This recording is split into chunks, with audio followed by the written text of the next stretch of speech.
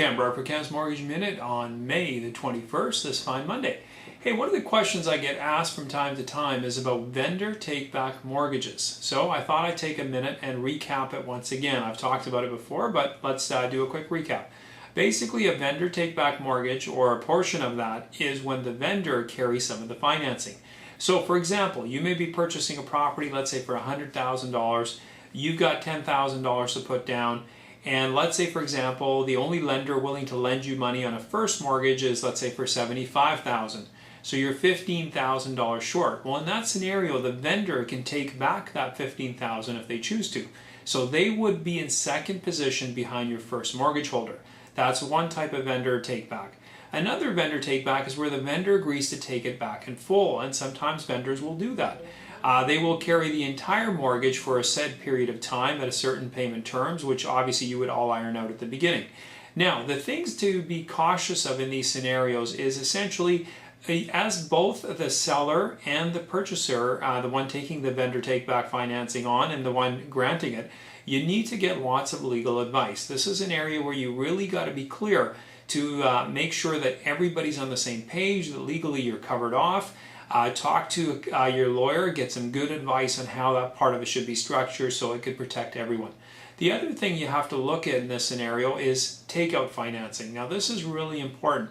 What is the exit here? And everybody needs to be clear on this from the seller, who may not be wanting to carry this money for a really long time, and you as the purchaser, who may not want to be, let's say for example, the terms on that private mortgage or that vendor take-back may not be as favorable as a bank or another institution. You don't want to be stuck with that forever either. So you definitely got to make sure that there's an exit strategy. Now in that area, we can help you at Auxilium. Like I said, you need the lawyer for the legal stuff. But if you're contemplating either granting a vendor take-back or you're looking at entering into one, certainly talk to us, because we can help look at what it will be required for you to eventually get out of this. And if you're the seller, we want to basically be able to let you know what it's going to involve for you to get your money back, because you don't want to have it tied up forever perhaps. And that's exactly what we'll do. So that's essentially how vendor take-back financing works. With all the new mortgage rules that are tightening up, it's certainly coming more into play.